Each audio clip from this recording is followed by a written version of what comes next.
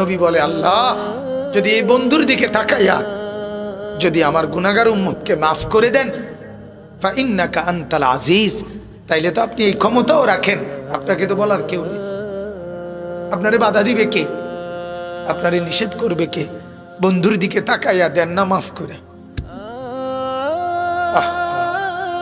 আমরা কিতাবে পড়ছি বাজান, ওই যে একটু আগে বললাম, আল্লাহ পাক যাদেরকে একবারে কাছে বসাবেন তা করে কি বলে মনে আছে নি?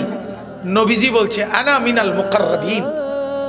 নবীজি বলছে, ও উম্মত, আল্লাহর ঘনিষ্ঠ জনদের মধ্যে সর্বপ্রথম সবচেয়ে ঘনিষ্ঠ হব আমি মুহাম্মদ।